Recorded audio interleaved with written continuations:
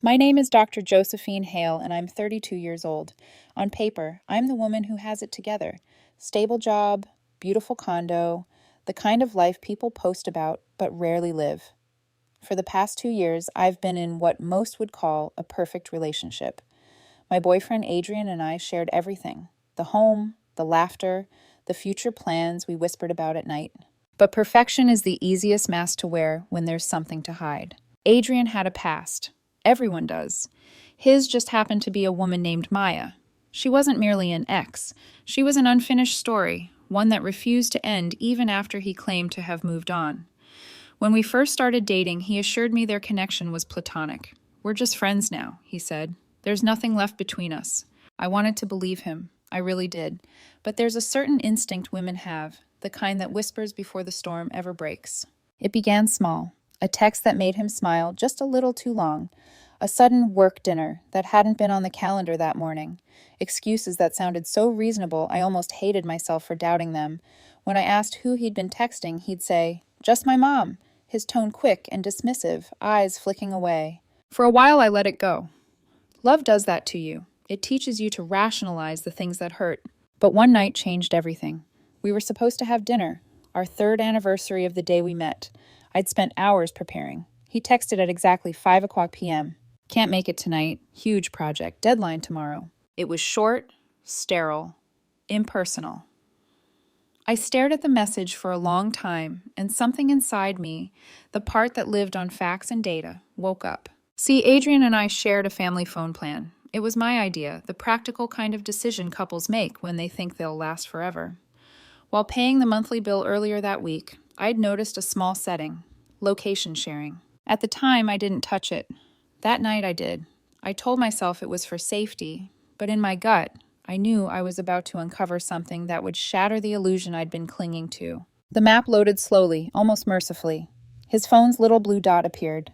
Not at his office, not anywhere near it. It sat perfectly still across town at a familiar condo complex, Maya's. My heart didn't race. It went quiet. Too quiet. I just stared at the screen, the truth as cold and precise as a scalpel. He wasn't working late. He was spending the night with her. I didn't cry. Not then. Crying would have meant I still believed in us. Instead, I sat on the couch for a long time, replaying every excuse, every "trust me," every time he'd looked me in the eyes and lied. When betrayal settles into your bones, something changes. It's not rage, it's clarity. And clarity is dangerous in the hands of a woman who knows how to plan. That night, I opened the same food delivery app we use for our date nights. I found the restaurant he and I were supposed to go to that weekend. His favorite sushi place.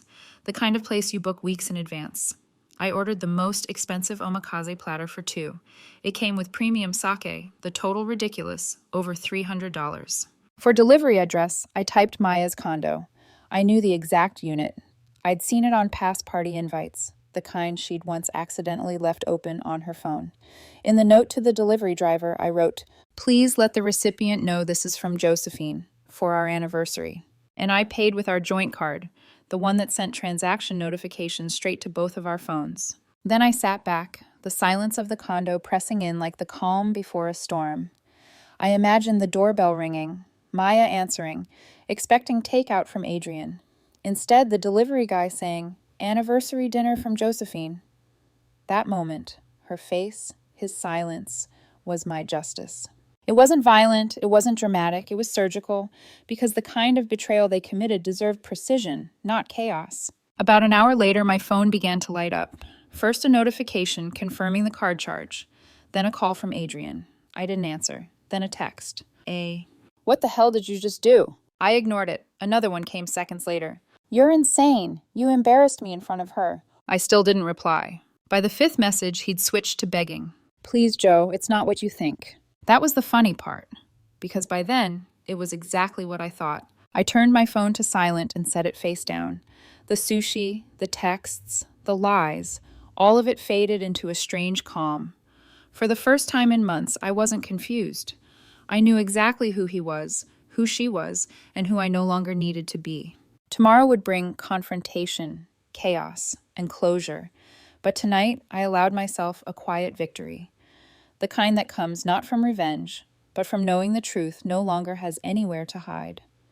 When betrayal is finally undeniable, your breath changes. It doesn't hitch or break, it evens out. You begin moving through the world like someone who has already survived the explosion and is now walking through the smoke. The night of the sushi stunt, I left my phone face down and the apartment lights low. Messages piled up, accusation, justification, bargaining, then silence. Silence is the truest confession. I slept. Not well, but I slept. Morning brought its ritual. Coffee, a shower so hot it felt like erasing fingerprints, clean clothes. I opened the banking app, watched the charge sit there like a neat little flag planted on enemy soil, and then I began. First, passwords, streaming, utilities, cloud storage, door access, the joint card we'd opened for house expenses. Every lock he had a key to, I changed. I wasn't raging.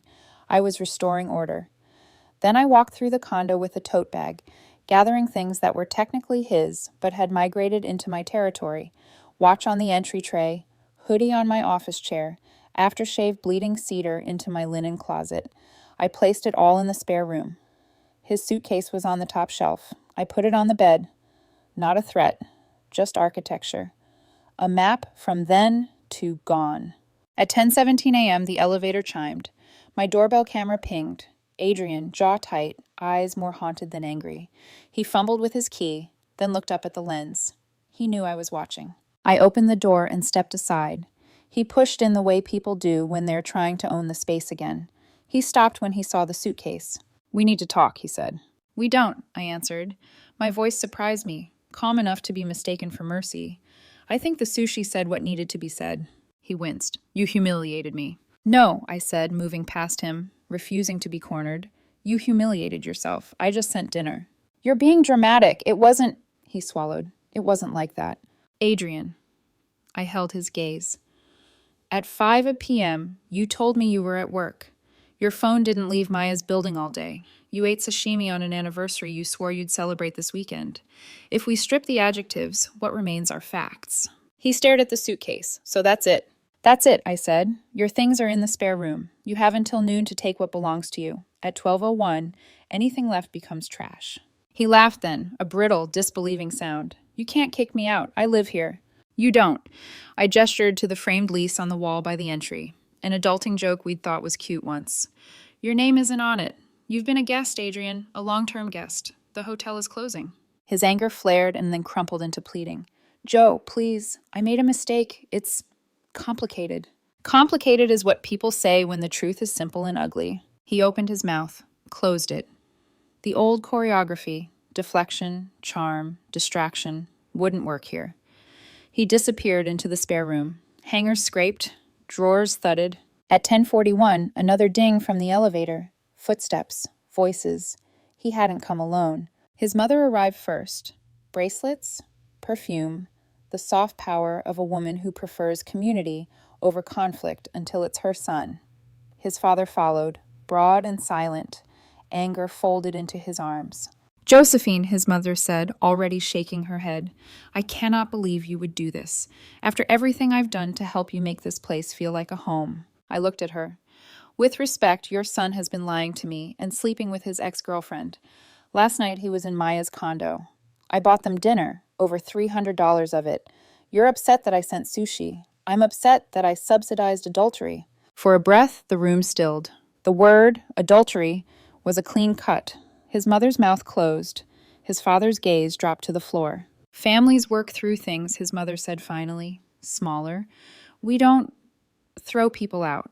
"I'm not a family," I said. "I'm a woman who pays this lease." His father exhaled. "You'll regret this," he said, a line he must have practiced on men who crossed him. "She's the best thing that ever happened to you." The wrong pronoun slipped. I let it stand. "No," I said. "Letting him go is." They packed in the tight, efficient silence of people who understand that argument is a luxury facts don't allow. At 11:56, the last box vanished into the hallway. Adrian lingered at the threshold, keys in his palm. He placed them on the entry table like an object in a museum, unwilling to admit they no longer fit. "Goodbye, Joe," he said. It would have crushed me a month ago. Now it sounded like a door closing 2 rooms away. When the lock latched, the condo breathed out. I did too. I walked to the window and watched the three of them move through the sunlight like a tableau from a life I no longer belonged to. Recovery isn't dramatic, it's administrative. I sat at my desk and worked the checklist. Remove him from the gym membership, revoke guest access on the building app, change the smart lock code from the date we met to the date I woke up. I called the bank to close the joint card and move the remainder from our house fund into a private account. The manager recognized my voice. "Breakups are rough," she said softly. "They're clarifying," I replied. That afternoon, the first counterpunch landed. A fraud alert from a department store card I hardly remembered, opened 2 years ago to buy a couch on a promotion. I was primary. He had an authorized card. Someone attempted to purchase over $2,000 in gift cards online. Declined. Flagged. The representative walked me through the report and closed the account. She apologized for the inconvenience. I thanked her for the documentation. Then came the digital smear, the part I'd predicted but still found obscene. Posts, thinly veiled, about controlling partners and stalkers who track phones. Mutual acquaintances messaged me variations of, "Are you okay?" and "I heard something weird." The story they were telling. I was unstable, obsessive, dangerous. The sushi delivery was cited as the latest in a line of unhinged acts. There's always a moment when someone lies about you loudly, where you are tempted to scream the truth. I didn't. I compiled. Screenshots of the location data, the 5:00 p.m. text, the delivery receipt, a short video from my doorbell camera of Adrian trying to push his way in that morning. I sent a single email to my lawyer with the subject line, "Running log." He replied within minutes, "Got it. Keep collecting." 2 days later, the doorbell camera pinged again. A man I didn't recognize stood outside my condo. Tall, athletic, a storm bottled up behind his eyes. He didn't buzz. He waited. He knew I could see him. I opened the door a fraction. "Yes?" "We need to talk," he said. And there it was again, the line men love to use right before they try to control the narrative. "No," I said, "we do not." He put a hand on the door, not aggressive, entitled. "My name is Daniel," he said. The name meant nothing to me until the next sentence. "I'm Maya's boyfriend." The world shifted half an inch into a clearer focus. Not single, not harmless history. A present tense betrayal branching in more than one direction. "You should leave," I said. He didn't. "You think your little delivery was cute?" His voice shook. "You blew up my life. Elena, my girlfriend, was at my place when the food arrived. She saw the note. She saw everything. She left. 3 years together. Gone. Do you have any idea what you've done?" I considered him. A man cheating on his girlfriend with a woman cheating on me, with him. A triangle pretending to be a straight line until someone put the geometry under light. "I have a precise idea of what you and Maya did," I said. "What happened next is math." He stepped closer. "You're going to fix this. You're going to call Elena and tell her you made it up. Tell her you're a jealous ex trying to ruin us." I let silence expand until the shape of his demand looked as absurd as it was. Then I raised my phone and tapped to open the camera, front-facing, recording. I held it up so he could see himself in the small rectangle. His hand dropped from the door. The heat bled out of him. Without his performance, he was just a man who didn't like consequences. "Leave," I said, "now." He did. He didn't push. He didn't threaten again. He just turned and walked toward the elevator like a man rehearsing a story that wouldn't play. That night, a letter arrived from a law office bearing Maya's name. Baseless accusations filled the page, demands for financial support, claims of emotional distress, and a suggestion that she was owed a portion of my assets for domestic contributions. I read it once, copied it into the running log, and forwarded it to my lawyer. His response was surgical, a draft that refuted every claim, references to the lease, the bank's fraud report attached as Exhibit B, the doorbell recording labeled Exhibit A. "We'll hold this until we have one more piece," he wrote. I didn't know what piece he meant until the email arrived the next morning from an address I didn't recognize. The subject line was spare. "You don't know me."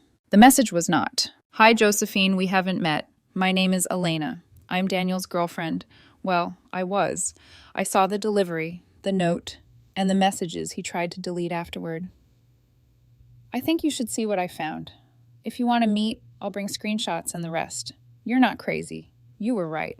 I stared at the screen, feeling something I hadn't in days. Relief spiked with purpose. The story they were telling about me had just met a witness. I typed a reply, brief and clean. Coffee, tomorrow. Your choice of place. The send button clicked like a trigger being pulled on a quiet war I was born ready to fight. The cafe was quiet, tucked between a florist and a laundromat. Neutral ground for a conversation that could set everything ablaze. Elena arrived right on time, hair pulled back, expression guarded but steady. She wasn't the kind of woman who collapsed under betrayal. She was the kind who documented it. She sat across from me, phone in hand, and for a moment we just looked at each other. Two strangers, bound by the same lie. Then she spoke first. Daniel told me you were a stalker, she said flatly. But he also left his messages open on his laptop, so I read them. She slid the phone across the table. The screen glowed with months of text chains between Maya and Daniel. Messages dripping with arrogance and entitlement. Josephine's too busy to notice anything. I'm milking this comfort life before I leave. You're lucky your girlfriend doesn't check your messages either. Line after line. Plans, lies, even casual cruelty. Maya had been scheming her exit for months, planning to take what she could and spin the narrative before disappearing. Elena scrolled further, showing me a photo of a check. Our joint savings withdrawal from weeks before the breakup. He won't even notice, Maya had written. He trusts me completely. Something cold and sharp settled in my chest. Not rage, that had burned away long ago. This was resolve. I can testify, Elena said quietly. If she comes after you legally, I'll stand with you. I nodded. We'll make sure she doesn't get the chance. That afternoon, I forwarded everything to my lawyer. The texts, the screenshots, the recorded threats, the fraud report. He replied almost instantly. Perfect, we're ready. By the end of the week, Maya's lawyer received a letter, not a plea, not a defense, but a counterattack. Every paragraph was a blade, every exhibit a mirror reflecting her manipulation. Exhibit A. The recording of Daniel at my door, threatening me. Exhibit B. The bank's fraud report for her declined $2,000 purchase. Exhibit C, a notarized affidavit signed by Elena, complete with text evidence proving Maya's intent to exploit and defraud me. The final line of the letter was simple, devastating. If Ms. Vasquez does not retract all claims immediately, we will proceed with a multi-count lawsuit for harassment, defamation, and conspiracy to commit fraud. Full legal costs will be pursued. We never heard from her lawyer again. Weeks passed. The silence was almost disorienting. For the first time in months, my phone stopped vibrating with chaos. No more anonymous numbers. No more online whispers. Just stillness. And then, the aftermath. Through mutual acquaintances, I learned that Maya's world had imploded. Her parents had discovered everything. The lies, the fraud, the deceit. They made her repay every dollar she had taken. Adrian, my former boyfriend, the man who once swore she was just a friend, was broke, embarrassed, and alone. His family stopped returning my calls long before, but word travels. He'd moved back into his parents' house, trying to repair the wreckage of a reputation that had finally matched his actions. As for Daniel, the man at my door, Elena didn't go back to him. She sold their shared condo and donated half the proceeds to a women's shelter. Poetic, she'd written in her last email. Maya. She'd been fired from her marketing job for ethics violations. Rumor said she was renting a small apartment in a bad part of town, drowning in debt and denial. Her Instagram, once a gallery of perfection, was gone. Deleted. Wiped clean. One evening, 6 months later, I sat in my living room, the same couch where I'd discovered the truth, and stared out the window as the city lights blinked against the dark. The sushi restaurant had closed for renovations. My condo smelled faintly of jasmine tea and fresh paint. Everything was quiet. People like to call it revenge, what I did, but I don't see it that way. I didn't destroy them. I didn't scream or slash or sabotage. I simply let the truth do what it always does, surface. When you're betrayed, the temptation is to burn everything. But sometimes the most powerful thing you can do is stand still and let the fire find its own fuel. That's what I did, and in the end, they burned themselves. I closed my laptop, finished my tea, and smiled. Small, calm, genuine. The kind of smile that doesn't come from victory. It comes from peace. Some people call it vengeance. I whispered to the empty room. I call it accuracy.